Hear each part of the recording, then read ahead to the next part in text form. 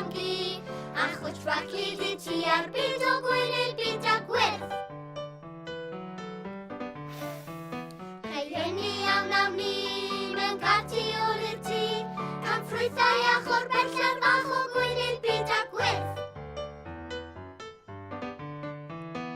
Pan ddaw yr gwynt ar glaw a sbwriel yn bob llaw, a'i gylchu'n am sydd byr, bob botel a phob tin, jyst sorel i law o bob tŷ o gwynydd byd a gwyrdd.